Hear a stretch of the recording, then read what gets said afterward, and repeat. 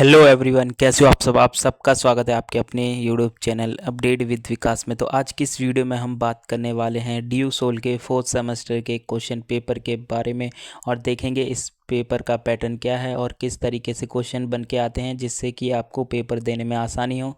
तो चलिए मिलके वीडियो स्टार्ट करते हैं। और अगर आपको ऐसे ही पेपर की आपके अदर सब्जेक्ट की वीडियो चाहिए तो हमने ड्यू सोल के नाम से ओल्ड पेपर के नाम से वेबसाइट वो बना रखा है प्लेलिस्ट, आप वहाँ से जा के चेक कर सकते हैं। तो चलिए वीडियो स्टार्ट करते हैं। तो ये आपका 3 घंटे का क्वेश्चन पेपर रहने वाला है, ठीक है। उसके बाद आपको 90 मार्क्स मिलेंगे इस क्वेश्चन को अटेम्प्ट करने के बाद, अगर आप पूरा अटेम्प्ट करते हैं। तो इसमें नीचे स्क्रॉल डाउन करते देखते क्या लिखा है, स्टूडेंट मस्ट अटेम्प्ट 4 क्वेश्चन। आपको 4 क्वेश्चन अटेम्प्ट करने, ठीक है।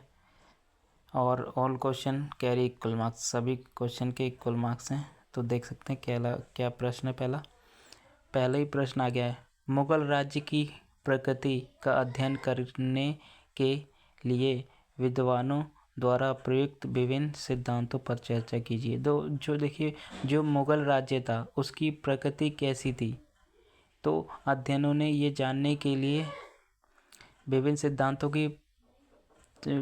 सिद्धांतों का प्रयोग किया था। उस पर आपको चर्चा करनी कि वो सिद्धांत क्या थे, उन्हें कैसे पता चला कि मुगल राज्य की प्रकृति किस प्रकार की थी, वो आपको लिखना है। दूसरा क्वेश्चन आ गया, अकबर के शासनकाल पर विशेष जोर देते हुए मुगल राजपूत संबंधों का आलोचनात्मक मूल्यांकन कीजिए। देखिए, मुगल शासनकाल, जो अकबर का शासनकाल था उसके समय जो मुगल और राजपूत के संबंध थे उनकी आलोचना करते हुए आपको मूल्यांकन करना, मतलब उनके बारे में बताना कि कैसे उनके संबंध थे अकबर के।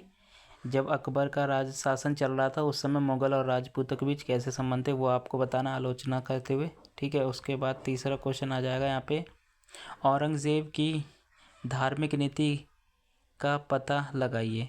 जो औरंगजेब था उसकी धार्मिक नीति क्या थी उनका आपको पता लगाना है, लिखना है, ठीक है।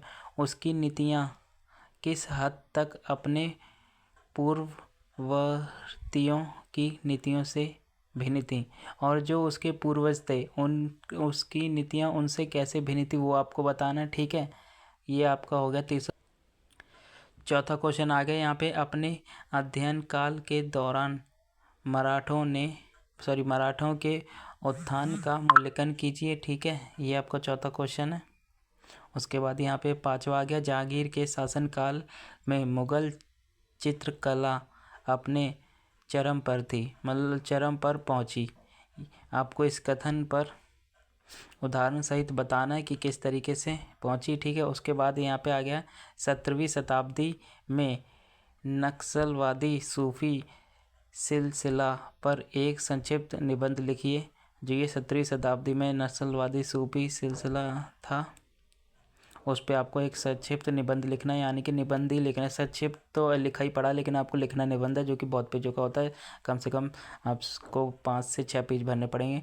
सातवां क्वेश्चन आ गया, मुगलों के अधीन समुद्र व्यापार की भूमिका पर चर्चा करें। जो समुद्र मुगलों के अधीन थे, मतलब जब मुगल थे तो वो समुद्र को किस तरीके से यूज़ करते थे और समुद्र की क्या भूमिका थी उनके समय व्यापार के लिए, वो आपको बताना है। क्योंकि पहले के ज़मानों में इतनी सड़कें तो हुआ नहीं करती थी, ना मैप वगैरह हुआ करते, जिससे चलते वो ज़्यादा से ज़्यादा व्यापार अपना समुद्र के ही जरिए किया करते। तो बहुत ही अहम भूमिका थी और जितने भी व्यापार होते थे ये ऐसे ही होते थे।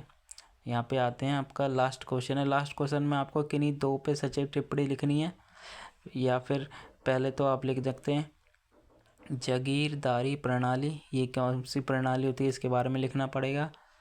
सुलह ए कुल के बारे में लिखना पड़ेगा। ताजमहल के बारे में लिखना पड़ेगा। ताजमहल के बारे में तो आप लिख ही सकते हैं। दक्कन का सूफी लोक साहित्य, इसके बारे में भी आप लिख सकते हैं। यह आपका रहने वाला है हिस्ट्री ऑफ इंडिया सी 1550 से 1700।